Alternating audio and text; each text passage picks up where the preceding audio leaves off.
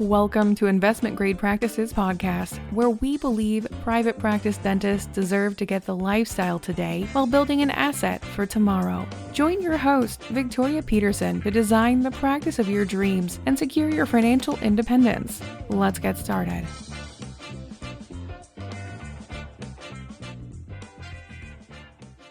Hello, everyone. I'm Victoria Peterson, your host for Investment Grade Practices Podcast. I am so pleased to have you joining me. If you find yourself on this podcast, then you're probably an independent dental practice owner or small group looking for advice and information to help you make smarter, easier decisions for your business. Good news, you're in the right place. On this podcast, I'm going to give you everything I know about running an investment grade practice so you're equipped with the knowledge you need to lead your practice with confidence and build a business that will secure your future. Investment grade practice is a business philosophy. It allows you the freedom of living your life on today's terms while making decisions that protect your tomorrow. You know, there are other business philosophies in dentistry, often unconsciously chosen. There's the golden rule. He who has gold rules. These doctors rely on the bank balance rather than solid financial data to let them know how the business is going. Is there money in the bank? Hey, I'm king. I shall buy that new piece of equipment and rule. If there's no money in the bank, then often they think, I'm a pauper. I'll always be a pauper.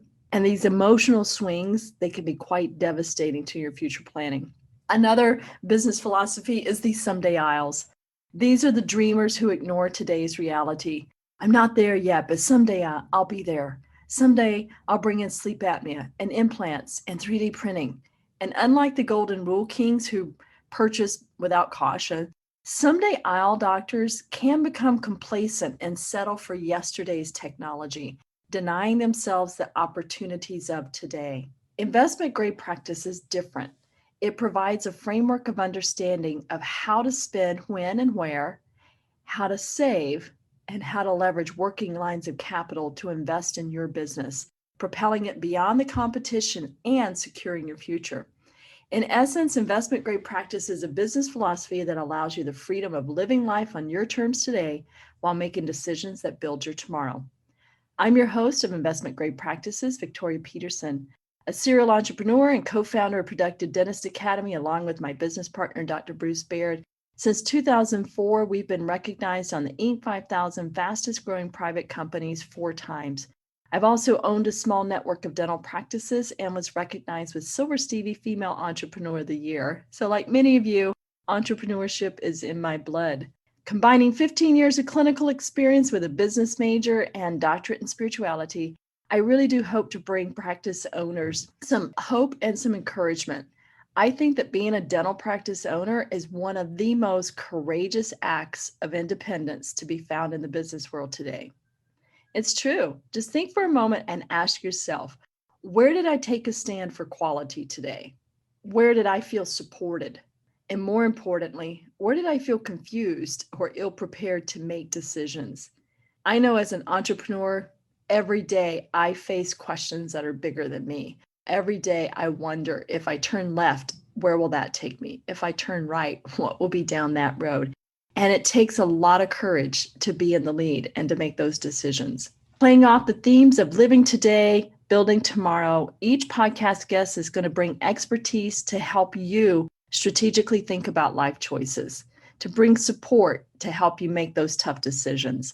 And together, we're going to explore the 4 P's of successful practice ownership. We're going to look at the people, profits, passion, and your purpose. Leaning into my experience of owning and managing a small group of 5 dental practices in the Midwest, we'll also explore the landmines in growth, as well as the emotional rewards of making great decisions and taking a few risks. I've poured through my Rolodex of connections in our field to bring you the best and the brightest. Oftentimes, my guests are not going to be related to dentistry at all, and I think that we could all use a fresh perspective. If you're like me, I've looked around at my dental colleagues, and there are 2 times when dentists seriously consider the value of their business: when they're purchasing one and when they sell it.